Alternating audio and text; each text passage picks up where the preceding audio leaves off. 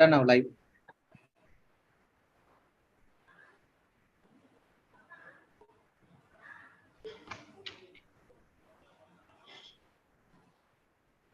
सर्वेभ्यो नमो नमः। शास्त्रमानित विश्वविद्यालयेन आयोज्यमाने श्रुतिजालमार्गणम् इत्यस्मिन् विशेषकार्यक्रमे भवतां सर्वेषां हार्दिकं सुस्वागतं व्याहरामि। I welcome you all to the Sanskrit webinar lecture series called Shrutijalanam, conducted by Shastra Deemed University, Department of Oriental Studies and Research. I welcome you all. Let us start this program with a prayer.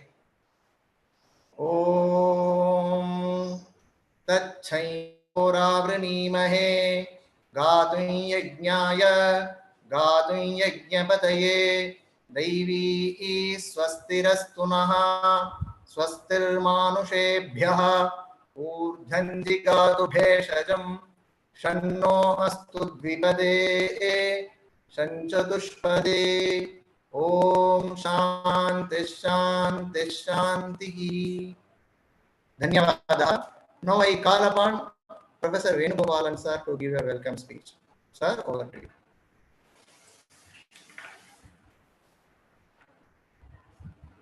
Sadashiv समारंभां Shankaracharya मध्यमां अस्मदाचार्य पर्यन्तां वन्दे गुरुपरंपरा। शोभकृन्नाम संवत्सरस्यास्य संस्कृत सप्ताह महोत्सवम् अभिलक्ष्य आयोज्यमानायाम् अस्यां व्याख्यानमालायाम् अद्य अस्माकं सौभाग्यवशात् उपन्यस्य अस्मान् सर्वान् अपि ज्ञानसागरे निमज्जयितुम् उपस्थितो वर्तते श्रीमान् जयराम शर्मा बेंगलूरुतः। श्रीमान् जयराम शर्मा डॉक्टर प्रोफेसर जयराम शर्मा तावत् बाल्ये एव संपूर्णं कृष्णयजुर्वेदस्य तैत्तिरीयशाखायाः मूलभागं ब्राह्मणभागमिति समग्रं मन्त्रभागम् अधीत्य ब्राह्मणभागंश्च अधीत्य तदनु वेदविज्ञान गुरुकुलम् इति कथ्यमाने गुरुकुले बेंगलूरु नगरे विद्यमाने कोट्टमने रामचंद्र भट्ट इति प्रथितानां गुरूणां तत्र अध्यापने गुरुकुलवासं कृत्वा वेदमधीत्य तदुपरि वेदान्तादि शास्त्राण्यप्यधीत्य अनन्तरं लौकिकविद्यासु अपि प्रावीण्यं नैपुण्यं च सम्पाद्य स्वस्य PhD इति उपाधिमपि चेन्नै मद्रास् यूनिवर्सिटीतः सम्प्राप्य तदनन्तरं बह्वीषु संस्थासु कार्यरतः भूत्वा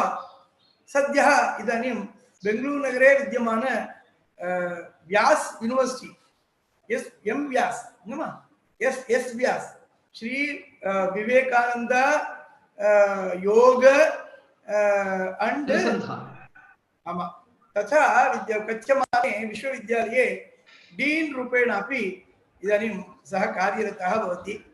अस्माकं सर्वेषाम् आश्चर्यजनकः कश्चन विषयः वर्तते।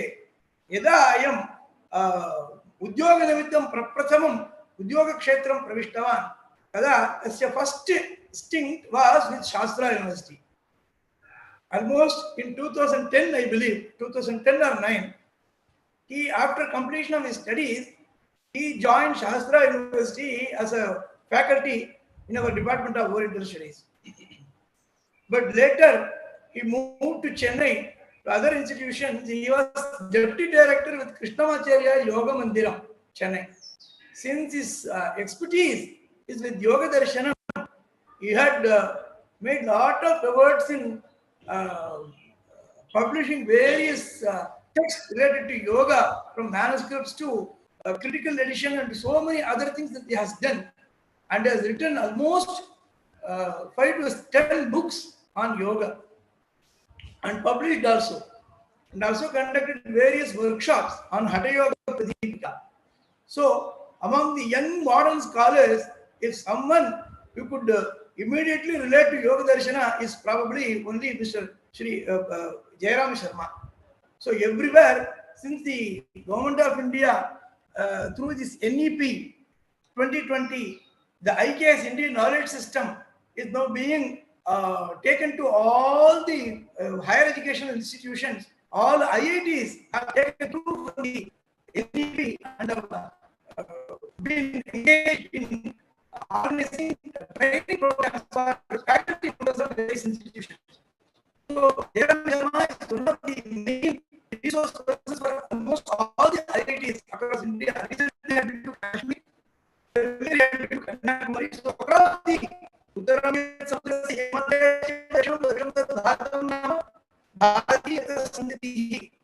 so, Veda Vyasa in his Vishnu Purana, he has traveled the length and breadth of Bhagavatam, and his main PhD topic was Tantricity. Tantricity is one of the main subjects also, and how to pursue research. What are the pointers, what are the means to be employed in pursuing research? All these things has been trying to preserve in all these areas. And today we are very fortunate to have him here through this Zoom media to address all our students and also people who are watching this YouTube live. Live program is being through YouTube and it is being shared to all the institutions also. All the people who are learning the nuances related to Yoga Shastra. And today he is going to talk about the basis of yoga in our Vedic. So that is the topic given to him, and I'm very particular that he will be. I'm not sure this is the topic given to him, and I welcome to Professor M.Jayaraman. Thank you.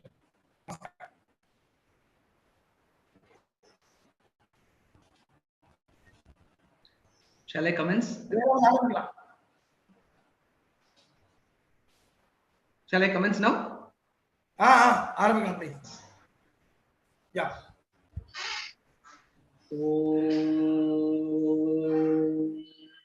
Sahana bhavatu, sahanau bhunaktu, sah virjam karavavahai, tejasvinavadhitamastu ma vidvishavahai. Om Shanti Shanti Shanti. Sarvesham pranamaha. Asmin Shastra Vishwavidyalaye Vishishya Samskrita Masacharana Sandarbhe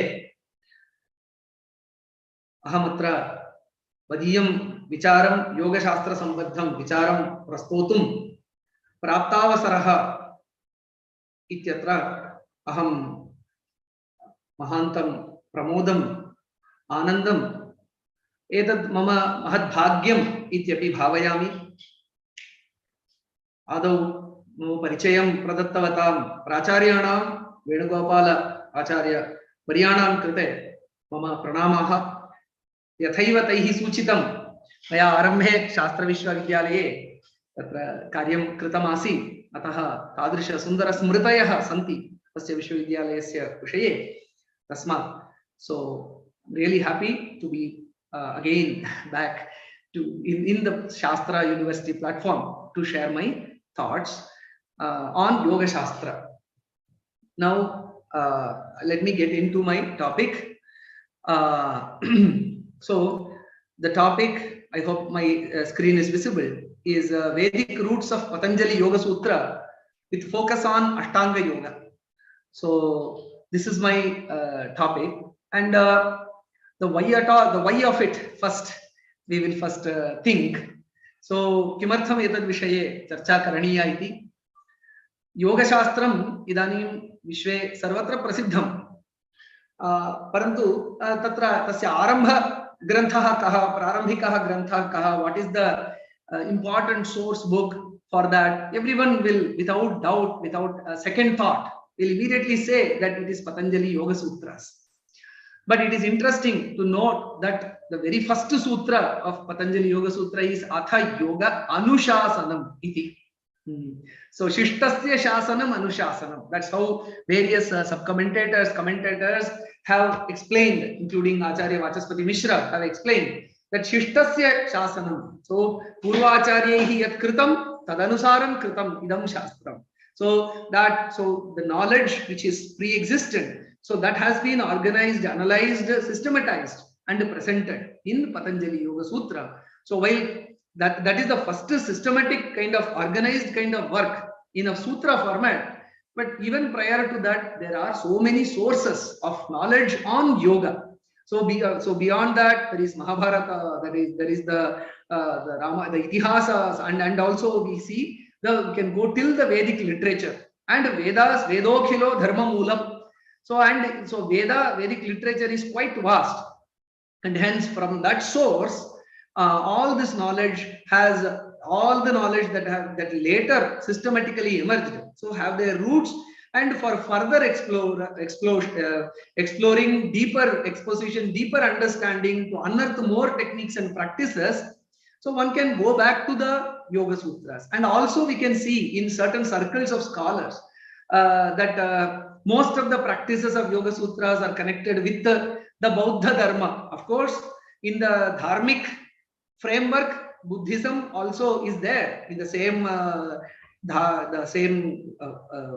format, or kind of in the same framework of Dharma. Buddhism also has a part, but it may not be appropriate or complete to merely associate or terminate the origins of or the connections of yoga with the Buddhism. There may be certain bhavanas like Maitri Karuna which are called as Brahma Viharas in Buddhism, but of course there were exchanges, but it doesn't start only from Buddhism. The origins of yoga goes deeper, further into the Vedic source. So for any other source of knowledge, in whichever field of knowledge we trace back it to the Vedas, similarly yoga also finds its origins from the Rishi Vachana, that is the Arsha Vangmaya. So hence, and Patanjali Maharishi also has completely absorbed the Vedic spirit of all the yogic aspects, and then systematized and presented. So to dispel the apparent wrong notion that it is from Buddhism that everything originated, or some claims may be there. So to present a clarity about the origins of yoga, and also number two is to open up deeper, older, ancient sources for further exploration on yogic techniques and practices and approaches. So this talk is intended. So there are some 4 aspects that I would like to basically cover in the time available. I will skip through certain aspects, but I will highlight the approach here. So when we see, so the first one is Yoga Shastra is within the framework of Vidyasthanas. So the various disciplines of knowledge that originated from the Vedas, yoga is also one among them. So like yoga, there are many other systems. So hence yoga is not kind of a standalone kind of system of knowledge. It forms part of a particular framework in the Vedic tradition. So that is the first point that I will present briefly. And then when, as I said in the topic, that Ashtanga yoga in the elements of Ashtanga yoga in the Vedic law. I won't merely go by the letter aspect. Oh, where is asana, where is pranayama, etc. The letter aspect of it. What are the practices? Where is pratyahara? What is yamaniyama? I won't merely go about the letter. Of course, that will also be presented. What is the spirit of yoga? So how it is embedded, embodied, displayed, described in the Vedas. So that will also be presented initially. The spirit dimension of yoga, how the spirit of yoga originated in the Vedas, and then how in letter also, how aspects of Ashtanga yoga were also present.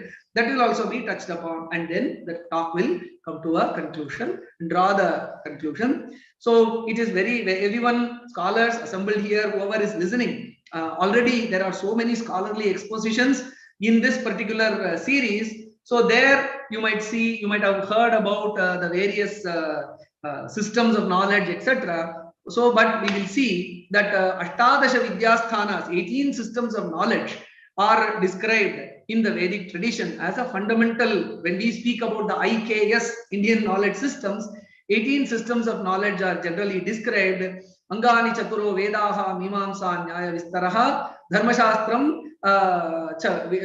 Dharmashastra Puranam Dharmashastram Cha Vidyahyetaha Chaturdasha. So this Chaturdasha Vidyasthanas, and then Ayurvedo Dhanurvedaha Gandharvascheti Etrayaha Arthashastram Chaturthancha Vidyahi Ashtadasha Eva Taha. So in this way we can see that the 18 Vidyasthanas are given.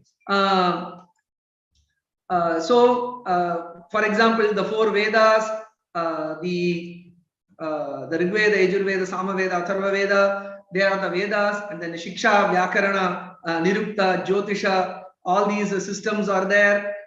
These 6 Vedangas are there. I'm not going into the details of all these aspects. And then where does the yoga thing comes? So that we have to see. We can see here that just a moment.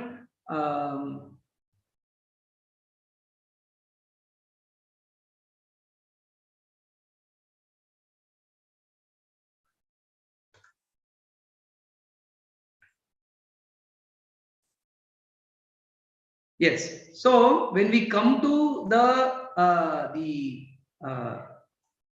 Upanga section among the Chaturdasha Vidyasthanas, we can see that Mimamsa, Nyaya, Purana and Dharmashastra are described. So in Mimamsa, according to some scholars, so we can see both Purva Mimamsa and Uttara Mimamsa. And in Nyaya, in the Nyaya division among the Vedic stream of knowledge, you can see Nyaya Vaisheshika and Sankhya Yoga. So they are inspired by the Vedas, but the thoughts, the thought flow are they are independently analyzing and contemplating upon the Vedic principles.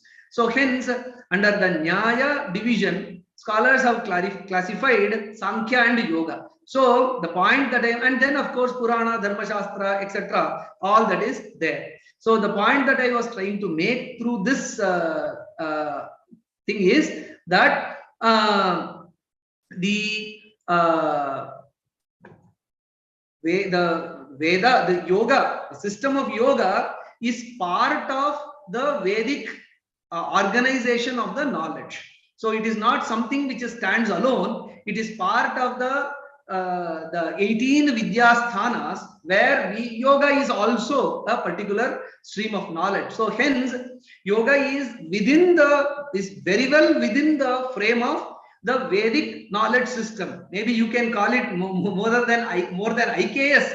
You can call it as a VKS, where the Vedic knowledge system. So yoga has firmly found a place, or is traditionally placed within the Upanga division of the Vedic knowledge systems. So that is an important framework that is to be understood. So when we try to connect, when we try to find the elements of yoga in the Vedas, it is not a random exercise.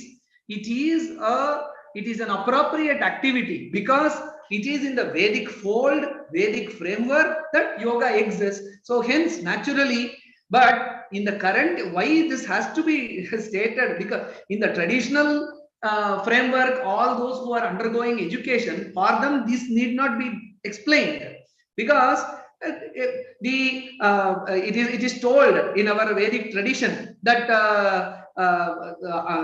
Shadango Vedaha Adhyetavyaha Nyayascha Nishkaranam. So in the Karanamu Sollama or Angangalayum the Vedathayum padikka vendiyadu. So normally all the systems framework structures are all evident for anyone who undergoes the traditional Vedic Gurukula Shastric education. Those who are into the Vedic training, for them this need not be told. But in the current era, when yoga alone is singled out, and yoga alone is singled out and studied not as a shastra, but generally as a system of therapy and healing. So it's bracketed under a therapeutic framework. Of course, it does serve the therapeutic purpose. So in that sense, it becomes the understanding of its context and under what framework it is there in the traditional knowledge system, Vedic knowledge system, we do not know. Hence, to give the context that the very existence of the Yoga Shastra is part of the Upangas, which is an essential integral aspect of the Vedic knowledge system. So hence there need not be any doubt about where yoga belongs to. So it firmly belongs to the Vedic knowledge system. So, and of course Ayurveda also, Dhanurveda, Gandharva Veda, Arthashastra, all such shastras also belong to the self-same Vedic knowledge system. So that the very organization of the disciplines itself shows that it is quite natural to look for yogic insight, yogic sources, yogic origins in the Vedas. So that is the first point. Now let us come to the second dimension of this talk, where we can see that how the knowledge that is embodied in Yoga Sutra, that the spirit of it, how it is found in the Vedas. This is based on my humble analysis. So normally, when we look into the current day understanding of yoga, what does yoga discipline do? So first is who first go for yoga practice, yoga discipline. So who go for that? Normally it is people who have some therapy.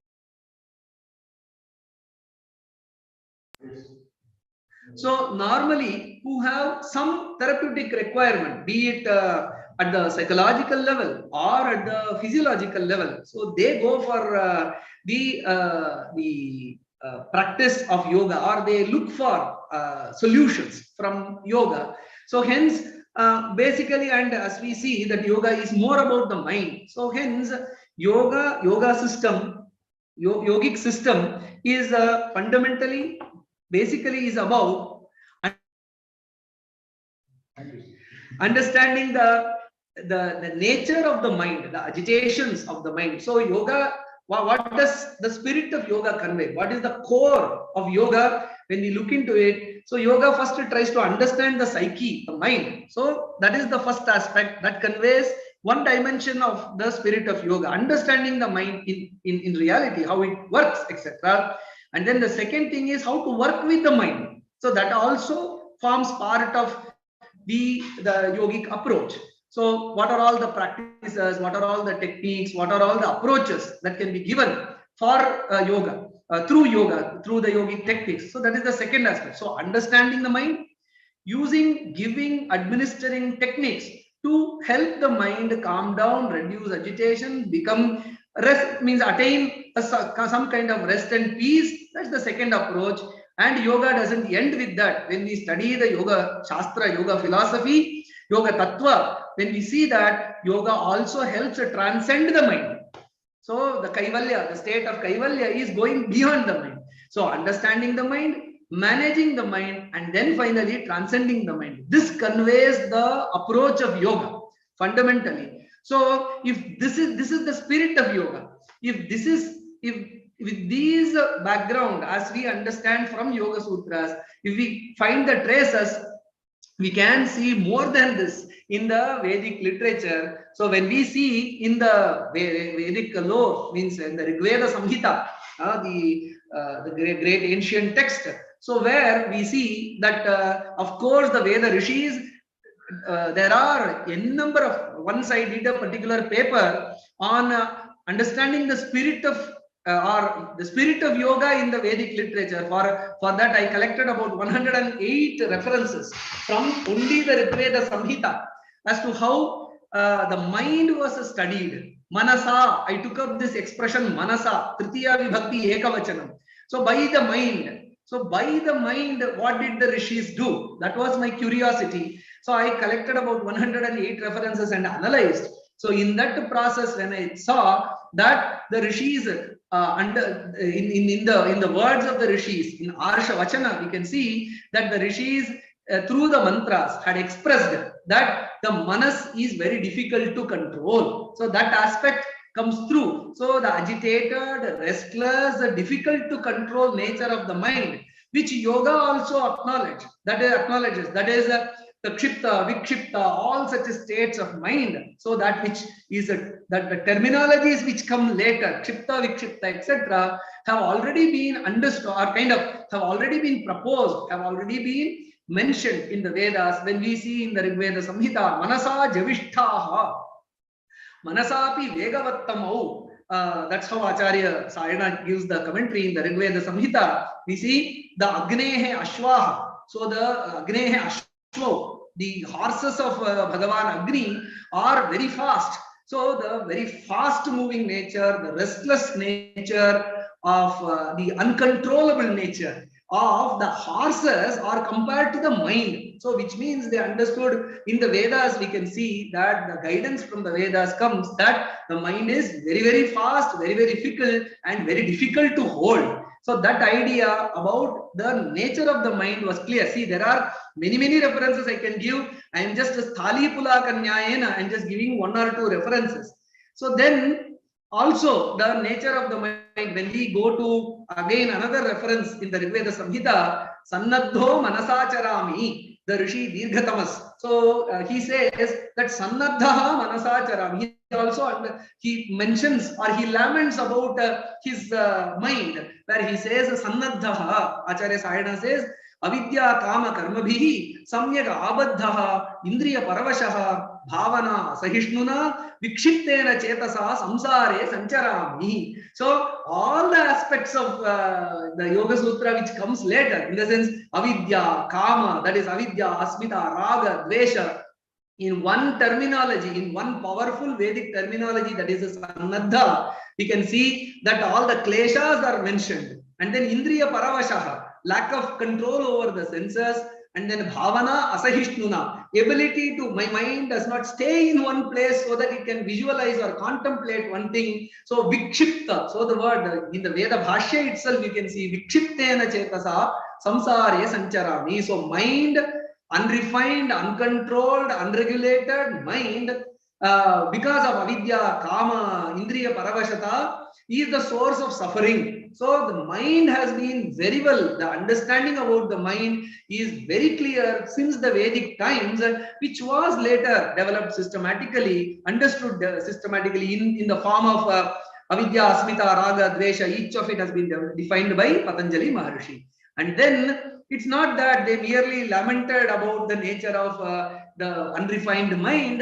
There were also efforts, there are also references. Again, you find the expression manasa, where they not merely understood that by the manasa, which is a troublemaking entity, I am suffering. By the manas also, pashyanti. The next mantra you can see, hruda pashyanti manasa manishinaha. For that, Acharya Sayana says, Hridi niruddhena manasa, hritthena antarmukhena manasa pashyanti jananti. So, this Veda Bhashya also indicates that manas has to be made antarmukha, to turn inwards. So, all activities, the sarvam paravasham dukkham, sarvam atmavasham sukham. That's the great saying that we see in our Shastras. So, which mind? The mind which is going outside leads to suffering. So, the mind which is turned inwards, that leads to great visualization, great realization. So, turning inwards. So, that approach of turning inwards through various practices in the yaga, anusthana, etc., we already have the asana, pranayama, japa, etc. already. So, through all those practices, the notion of turning inwards, refining the mind, regulating the mind has already been sufficiently indicated by Rishi Patanga in this Rigvedic mantra. And then later realizing the higher, transcending the mind even. So that aspect. Also we can see that spirit of yoga already existed in the Rigveda mantra. Ekas suparnaha tam pakena manasa pashyam antitaha. So that is the description that we see. For that we see Suparnaha Pakshavan Niradhara Sanchari Pranavayuhu Paramatmava Tam Devam Upasakaha Aham Pakena Paripakwa Jnanena Manasa Antitaha Antike Samipe Swahridaye Apashyam. So in the sense a deep, intense, intimate total absorption, which we call as the samadhi state. So that also has been indicated here. In samadhi, there is total absorption and then the absolute realization of the Paramatma. There is also a word in the Sayana Bhashya where we see in describing one of these mantras, Samadhyanam. That terminology, a combination of samadhi and dhyanam. So that terminology, unique terminology, is also used by Sayanacharya to indicate the origins or kind of indications to the word samadhi already existing in the Vedic lore. So in spirit we can see understanding the fickle nature of the mind, the mind that is influenced by various kleshas. For that, mantras are there, and then the references we saw, and then turning the mind inwards to regulate the mind, calm the mind down. So the mantras are there, mantras justify, and then transcending the mind and reaching the state of samadhi, getting absorbed into the Paramatman or into the prana vayu. So that is also mentioned here. So all that is later systematically expounded, for that the scaffolding, the structures, the ideas, the notions already are there in the Vedas. So the spirit of yoga, the spirit of Yoga Sutra, the spirit of Yoga Shastra as explained in the Patanjali Yoga has already been embodied. And then there are many other dimensions. So we can see through the analysis, deeper analysis of Yoga Shastra that we have in hand and the Vedic lore, and some fundamental Sankhya Yoga frameworks. For that also we have the Vedic Upanishadic references. For example, the Prakriti is also referred as Ajamekam, Lohita Shukla Krishnam, Bhakvi, Prajas, Srijamanam, Sarupah. So in Shvetashvatra Upanishad, you have the Prakriti with Lohita, Shukla, Krishna, Varna, Sattva, Rajas, Tamo aspects, Tamas aspects, and then the Prakriter Mahan, Tato Ahankaraha, Tasmat Ganascha Shodashakaha, the evolution process of the Sankhya Yoga, common evolution process that is accepted. So that is also indicated in the Kathopanishad. Indriyebhya parahyartha, arthebhyascha param manaha, manasastu para buddhi, buddheratma mahan paraha, mahatah param abhyaktam, abhyaktat purushah paraha, purushanna parankinchit sa kashtha sa paragatihi. So abhyakta, purusha, all these terminologies that later Sankhya and Yoga literature use, all of them we see coming from the Vedic Upanishadic lore only. So before getting into the Ashtanga Yoga itself, which I will touch upon now, we can see all the fundamental framework of Prakriti, Purusha, and then the idea of regulation of the mind, transcending the mind, turning the mind inwards. So these all fundamental frameworks which are seen as a very critical, crucial, important contributions of yoga, all that has been indicated in that. So see, Vedic lore is enormous. The only Rigveda Samhita, one shakha is a 10,000 mantras vast. So then I am just picking up the pearls from here and there to show. Then you can imagine on a deeper exploration of the Vedic lore, how many more insights, how many more shades of the Vedic yogic insights that that might not have formed the framework of Patanjali Maharshi could be found. So hence that this itself is an indication to that. So the letter aspect, the spirit aspect of it we have touched. Now some letter aspect also. Do the word yoga itself is found, is the word in the Rigveda Samhita. I am just again, as the Samhita, Brahmana, Aranyaka, Upanishad, the divisions are very vast. We know 1131 shakhas existed, and Sahasravatma Sama, Ekavimshatitha Vaspuricham, Shatamadhvaryu Shakhaha, and in this way Ekadasha Atharva Vedas. So in this way, so many branches, so many Samhita, Brahmana, Aranyaka divisions are there. But I am focusing only on the one literature which is considered most respected, that is the Rigveda Samhita. Every other Vedic portion is respected, but just to limit the scope of my discussion, so I am just taking mostly the references of the word, and the vast source is also, means in one place you have 10,000 mantras. So in Rigveda Samhita, so as one compendium, so in that we can see, based on my analysis, I could find 22 occurrences of the word yoga itself. So the terminology yoga, again, is found in the Vedic lore, especially in the Rigveda Samhita alone, when I'm speaking about it. But there are different meanings about in those this thing. So there are apraptasya praptihi, sambandhaha, karmopakramaha. So attainment of that which has not been attained, and then connection, and then karmopakramaha, commencement of action. These are the three meanings that come through when we, and of course niyoga, four meanings. So the word yoga in the Rigveda Samhita is there for about 22 times, and then four meanings to the word yoga is given in these different contexts: aprapta prapti, sambandha, karmopakrama, and niyoga. So in these meanings, but as such, the spirit of yoga existed. The term yoga also existed in the Vedas.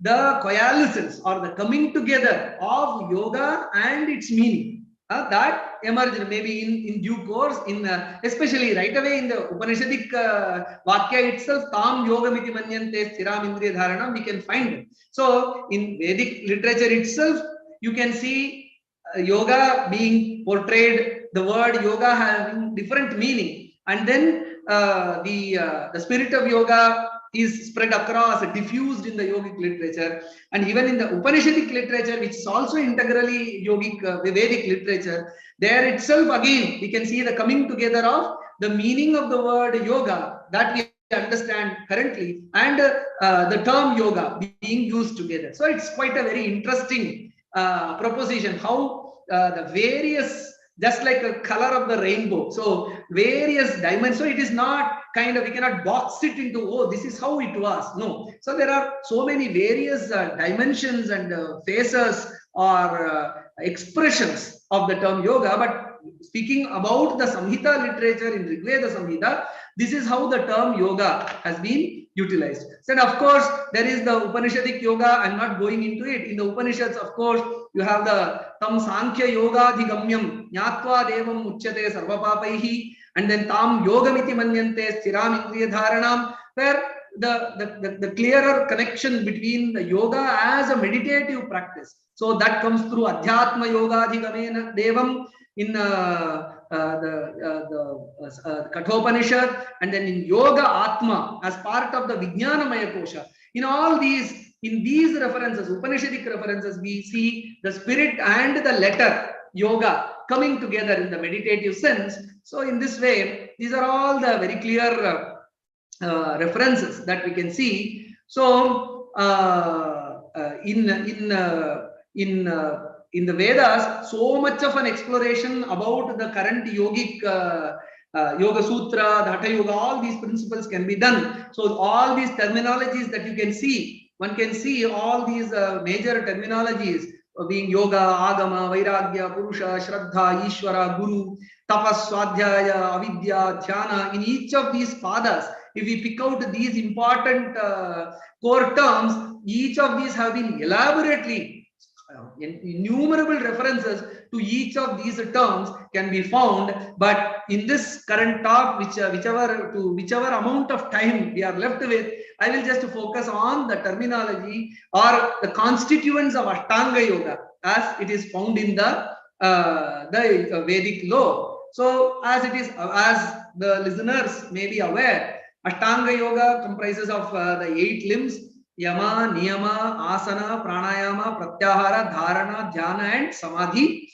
There are 3 sets of practices in the Yoga Sutra. When we see that for the advanced Samahita Chittas, those with settled mind, Abhyasa and Vairagya, only 2-fold methods of yoga is necessary. For the Vyuchita Chittas, for people with a distracted mind, for them Tapas, Swadhyaya and Ishvara Pranidhana is prescribed by the commentators of Yoga Sutra. And Tatopi Vyuchita Chitta, those who are extremely agitated, extremely worldly mind, extremely restless, and they need a lot of support. For them, a 8-stepped system has been created, that is Ashtanga Yoga, Yama Niyama, and such others. So which comprehensively, slowly, completely, holistically guides, handholds a practitioner into the path of in the path towards wellness, happiness, peace, and joy. So, in that sense, we can see that these 8 limbs have been organized by sage Patanjali.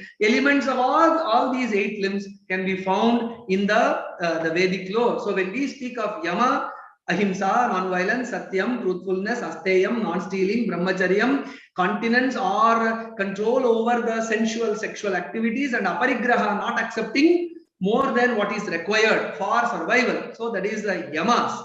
And then the Niyamas are Shaucha, cleanliness, Santosha, contentment, Tapaha, austerity is refining the body, disciplining the body, especially Swadhyaya, study of the Shastra or Mantra Japa, and Ishvara Pranidhanam, surrender or devotion to Ishvara. Asana is physical postures, pranayama is regulation of breath, pratyahara is control of the senses, dharana is fixing the mind notionally in any prescribed place, in the place of the mid chest region, or in the throat, or in the tip of the nose, or in between the eyebrows, or on the top of the head. So fixing the mind notionally there, that is dharana, desha bandhaha. And then the dhyana is in the fixed place, meditating upon any prescribed any object of meditation prescribed, yatha shastram. So whatever is prescribed in the shastra, meditating upon that. And then samadhi is not merely having the awareness that this is the object of meditation, I am meditating, becoming one with the object of meditation. That is the preliminary states of samadhi, where, and finally the mind also gets totally still, and then only the consciousness remains. That is the ultimate state of nirbija samadhi, from where kaivalya is attained. So this is a brief idea about the ashtangas. So when we are, this is not the area, we have to look for these references in the Vedas. So how ahimsa, each of this is represented adequately or described already in the Vedas. So when we see about ahimsa, which is the first limb, athayat tapo dhanam arjavam ahimsa satya vachanamiti tasya dakshinaha, in Chandogya, ahimsan sarvabhutan janyani, again Chandogya Upanishad says that. And then satyam, satyameva jayate nanrutam satyena pantha vitato devayanaha. And in the Mundakopanishad, ritam vadishyami, satyam vadishyami, in Shikshavalli. And then ritancha swadhyaya pravachanacha, which is all part of the satya dimension of the yamas. About asteya, name steno janapade, na kadariyo, na madhyapaha, na anahitagnihi, na avidwan, swairi, swairini, na swairini kutaha. In Chandogya, we see reference to asteya. And then brahmacharya, satyena labhyas tapasa hyesha atma, samyajnanena brahmacharyena nityam. So again the Mundakopanishad speaks about brahmacharya, which is a very, very important Vedic text. Atha yadyajna ityachakshate brahmacharyameva. Chandogya Upanishad, the Samavedic text says, Tanha Rishinuvacha, in the Atharva Veda, in the Prashnopanishad, we see Tanha Rishinuvacha bhuja eva tapasa brahmacharyena Shraddhaya samvatsaram samvatsyatha. So hence, and then for aparigraha, which is a fifth limb of yamas, we see again in the Jabala Upanishad, atha parivrad vivarnavasa mundaha aparigraha. So that aparigraha terminology is there in Java. Tena tyaktena bhunjithaha magridha kasya swidhanam. So all these are again references from the Vedic lore on yamas. So then when we come to the niyamas, the first one is shaucham, cleanliness, purity. So there we see shuchistomasi, Rigveda Samhita, Surya shuchihi, shuchijihvo agnihi, shuchirapaha, shuchivrataha. These are a few references. There are about 93 references as I could find about only the concept of shuchi from the Rigveda. So what are all the elements which were considered as shuchi? So hence there is a lot of importance to shaucha as such in the Vedic lore. And again, I am quoting only from Rigveda Samhita, where you have 93 references. Then you can imagine how much of more references can be traced about the concept of Shuchi. And Shaucha has been given paramount importance by Patanjali Maharshi also. While for other Yamaniyamas, he just gives one benefit, that is ahimsa pratisthayam tatsannidho vairatyagaha, satya pratisthayam kriya phalashretam. When it comes to shaucha, he gives a list of benefits. What are the list of benefits? Shaucha swanga jugupsa paraira samsargaha, sattva shuddhi saumanasya aikagriya indriya jaya atma darshana yogyatvanicha. So how does so much of emphasis on Shaucha come in Patanjali Maharshi? So these innumerable references right from the Rigveda Samhita, that might have influenced Patanjali Maharshi to attach a lot of importance, and that is evident too in our understanding, in our life also, when Shaucham is built in more and more, and every Vedic practice, in every yajna, every Sandhya, beginning from Sandhya Vandana to all other Vedic practices, Shaucham is paramount. So hence, as it is very well embedded in the Vedic tradition, you see adequate description of that in the Yoga Sutras also. And then in the Kathopanishad also, which is the Krishna Yajurveda text, yes, Tvavijnanavan bhavatyamanastah sada ashuchihi nasatat padamapnoti. And then Shuchau Sharkara Vanhi Valuka Varjite, in this way, Shvetashvatara, Katha, Rigveda Samhita, all these texts, they mention about a lot about Shaucha. And then when we come to the concept of Santosha, Tapashraddhe ye Hyupavasantaranye Shanta Vidvamsa Bhaikshacharyam Charantaha. By the Bhaikshacarya, they are happy. They are content with the Bhaiksha. Whatever they get from alms, they are happy. So that is a very clear indication of Santosha. They were happy with what they were getting. Yuthayatha Vikshacharyam Charanti. So Vikshacharyam itself is an indication of Santosha, that they were happy with what they were getting. And then Tapaha. Again, tapas is a very great concept which is oft repeated in the Vedic lore, and which is also part of the niyamas. Satyena Shraddhaya Tapasa, the Rigveda Samhita says, and then Saptarishayaha Tapasa ye nisheduhu, in Rigveda Samhita, Tapashraddhe ye Hyupavasantyaranye, we already saw, Tapascha Swadhyaya Pravachane cha in the Taittiriya. So hence adequate, elaborate descriptions about the concept of tapas is there. Swadhyaya is the next aspect of niyama. Swadhyaya pravachanabhyam na pramaditavyam. And then Swadhyaya, there is an entire Swadhyaya Brahmana in the Taittiriya Aranyaka, which emphasizes the importance of Adhyayana, Swadhyaya, Brahmayajna. So hence the mantra japa, the Veda Patana, all that is emphasized adequately in the Vedic literature. And then when we come to Ishvara Pranidhana, Ishvara, Ishana, all that is again adequately described in the Vedas. Ishana Varyanam, Indram Ishanam, Sarvasyeshanaha, Sarvasyadhipatihi, Ishavasyam, all these. So about Ishvara, you find all these description. And then in the form of Pranidhana, you can see that Tyage Naike Amritattva Manashuhu, in that Tyaga is described as Archana, Japa, Tyaga, Upasana. So all these aspects are included under that the concept of Tyaga. And then Ishvara Pranidhana as such in the Yoga Sutras, we find it as Tasya Vachaka Pranavaha Tad Japas Tadartha Bhavanam. Doing Pranava Japa is a way of doing Ishvara Pranidhana, and then that Pranava Japa comes from the Vedas. When we see in the Mundakopanishad, Pranavo Dhanuhu Sharo Hyatma Brahmadallakshya Muchyate, Omit Yudgayati in Chandogya Upanishad, Omiti Brahma, Omiti Idam Sarvam in Taittiriya Upanishad. In this way, Pranava Japa as a mode of Ishvara Pranidhana. Prativeshosi Pramabhahi Pramapadyasva. In this way, Shikshavalli also gives a lot of importance on Pranava Japa, which is an aspect of Ishvara Pranidhana as described in the Yoga Sutra. So Yama, Niyama have been adequately shown how their references are there in the Vedic lore, their origins, their traces. We have seen the third limb is Asana. Then we come to the Asana. Again, it is not that all the Vrikshasana, Parvatasana, all Gomukhasana, every Asana, Swastikasana you might not find in the Vedas.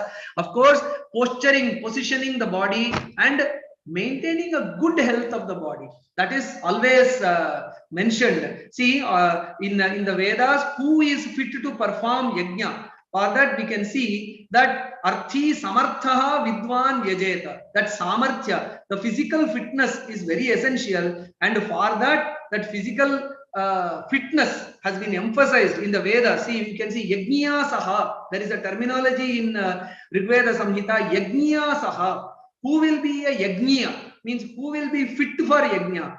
Arthi Samartho Vidwan Karmani Adhikriyate. In Sayanacharya, when the word Yajniya Saha, Yajna cannot be performed by one and all. People should be Yajniya Saha. So who will be Yajniya Saha? Whoever is Arthi, has good resources. And then Samartha. Samartha here means physical fitness.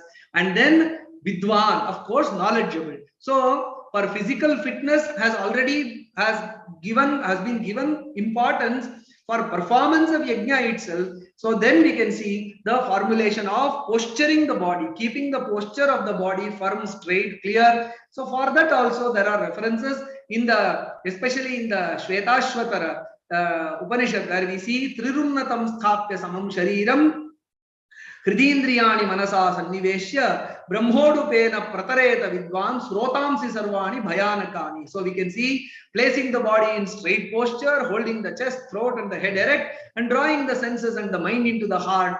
The knowing one should cross over all the fearful currents by means of the raft of Brahman. So the asana aspect has been indicated, but this area has lacking in research. So a lot of research can be done in the various yajnas, what were all the physical postures that were maintained, and it should be documented systematically so that we understand better. Well, normally again with regard to asana, we have a particular the vinyasa of the asana and so on and so forth. It is some scholars or some Western scholars, they claim that everything came from the West, etc. But if a clear research and documentation on the physical postures that are mentioned in the Vedas and the Vedic practices are systematically documented, then that aspect of history can also be set right in the context of asana. When we come to pranayama, again regulation of the breath, we go back to the Shvetashvatara Upanishad. When we see here pranan prapidyeha sanyukta cheshtaha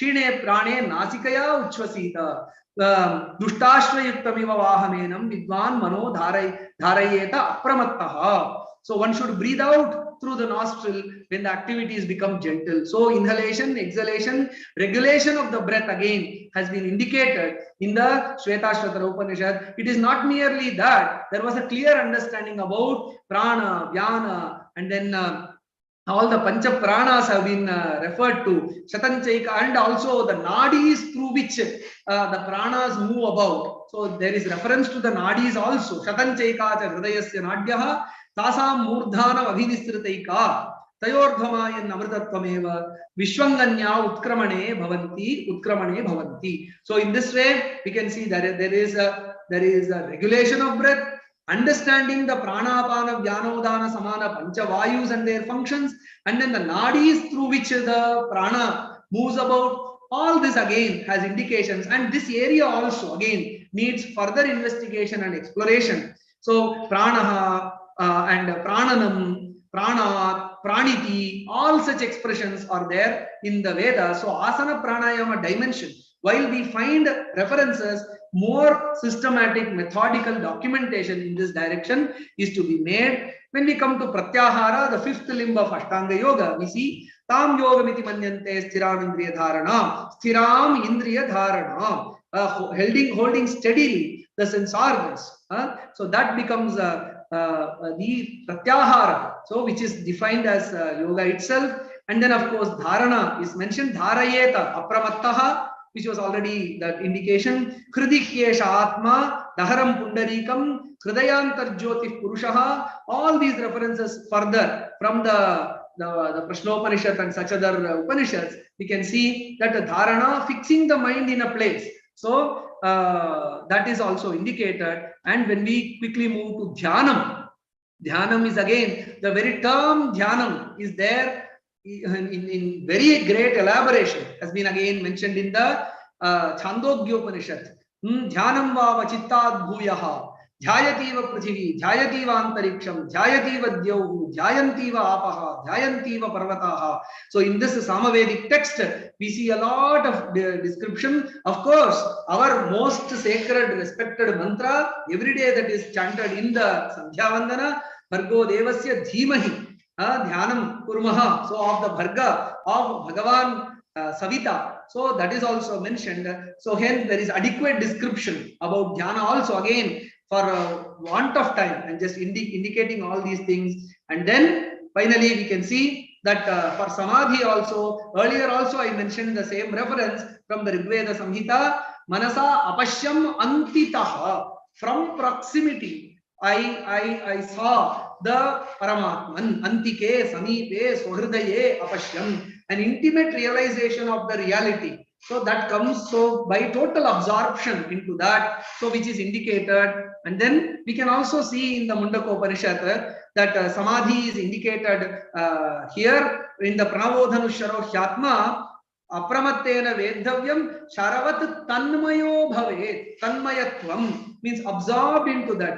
Just like when the arrow which is shot gets stuck into the target and becomes part of that target. So if it is shot into a kind of a boulder in a wooden structure, so it pierces and stays with that. Similarly, the mind which is launched into the meditation of the Paramatma becomes one with that, which is indicating the state of samadhi. So hence, in this talk thus far, I have indicated that there is a lot of references, lot of ideas about the Ashtanga Yoga. See, I only took up this concept of Ashtanga Yoga, while there are so many other practices, so many other concepts. The word Chitta is there, Buddhi is there, and then so many such other concepts are there which can be further explored, and how traced, how this has gradually emerged from the Vedic law. So hence, this is just a session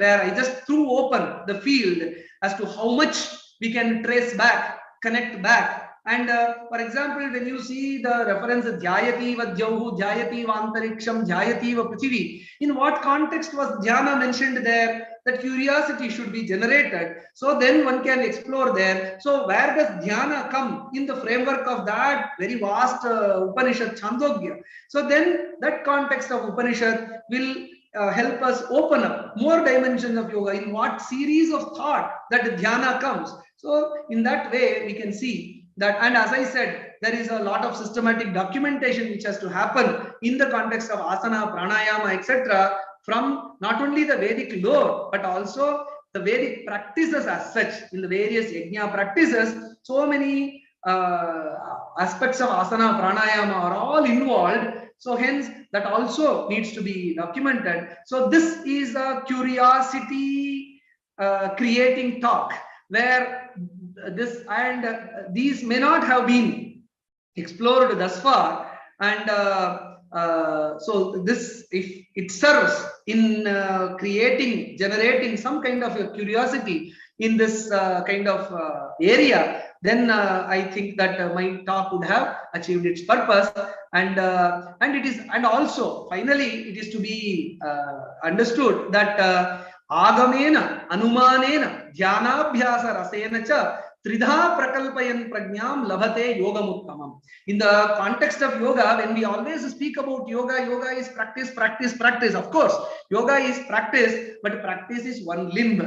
Abhyasa rasa is one limb, but before that is anumana, and at the base of it is agama. So agama, anumana, and then abhyasa rasa. If the practice of yoga is structured based on this, then yoga becomes uttama yoga. These are not my words. In Vyasa Bhashya, in describing the Ritambhara Prajna, how is that highest state of Ritambhara Prajna, which is termed as uttama yoga, achieved by first strengthening the agama. What is the agama? What is the source of knowledge? What are all the insights and inputs about yoga that we can gain, not only from Patanjala yoga, all that contributed to the emergence of Patanjala yoga? By that, our agama, if it is strengthened, from it will flow systematic anumana, inferences and analysis, and from it our practice will also be very much strengthened, so that we can move from yoga to uttama yoga. And this is one of the primary objectives,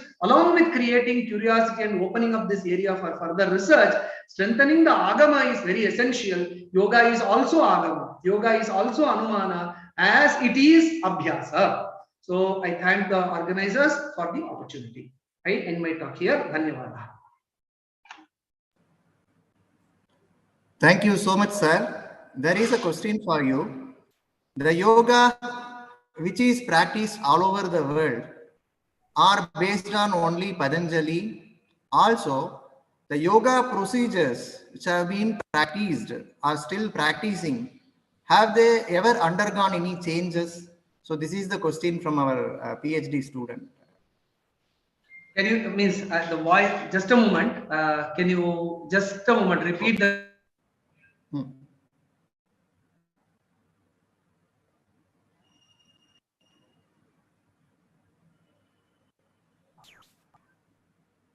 It was not audible for me. Can you please repeat the question? Okay, sir. Now, is it audible now? Please tell me. Okay. All over the world, the yoga is still practiced by the people. So, all yoga practices are based on only Patanjali, what Patanjali has told. Only all over the world, only Patanjali yoga is being practiced by the people. Also, the yoga procedures, what the Patanjali has told, have they ever undergone any changes? So, this is the question raised. Okay. See, yoga, again, when you look into Patanjala yoga, it has given a particular approach to yoga. And after Patanjali Yoga Sutra, much water has flown in the yoga tradition. And then when you see, the one thing is, there is at least 2000 years of commentaries on Patanjali Yoga Sutra. Understanding of Patanjali Yoga Sutra itself has various shades, assumed various shades and moods, right from Vyasa's commentary in the very closer to the period of Patanjali, as the scholars say, till Acharya Sadashiva Brahmendra's commentary, Acharya Krishnamacharya's commentary, the various ways in which the Patanjali Yoga Sutra is being understood, that itself has so many layers, and inspired by Patanjali Yoga Sutra, and there are so many other traditions of yoga also, like Hatha Yoga tradition, which emphasize more on asana, kriyas, bandhas, etc. So it is the very basic. The question needs to be refined. The fundamental tenets of yoga, the philosophy of yoga, and then certain fundamental frameworks of yoga comes from Patanjali Yoga Sutras, which are very relevant. But our Shastra tradition is such that it is never a kind of, it doesn't stay with what is initially stated.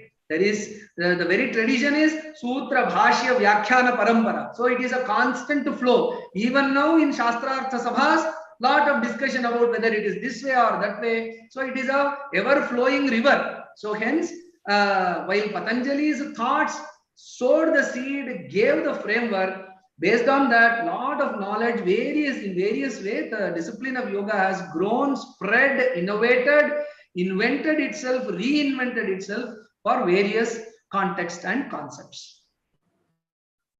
Thank you, sir. Yogaha karmasu kaushalam ityukta ritya etavat kala paryantam asmakam prarthanam angikritya shrutijala marganam ityasmin karyakrame vaidika vangmaye ashtanga yogasya srotamsi ityasmin vishaye swiya sarala vachobhihi asman bodhitavadbhyah Professor Jayaraman Mahabhagebhyah Shastra Manita Vishwavidyalaya Pakshatah Samskrita Vibhaga Pakshatascha Hardikam Dhanyavadan Namaskaramscha Nivedayami.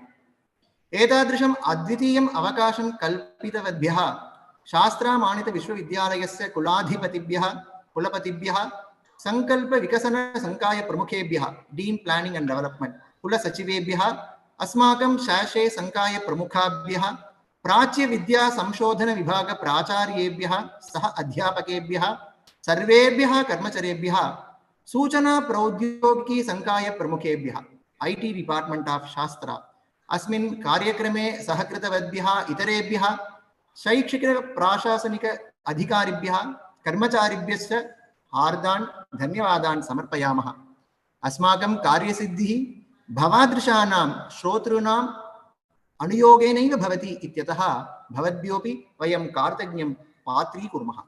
We hope you enjoyed and learned many things from this lecture. Let us meet in the upcoming lecture in this series. Punarmilamaha. Sarve bhavantu sukhinaha, sarve santu niramayaha, sarve bhadrani pashyantu, ma kaschid dukkha bhag bhavet. Thank you so much.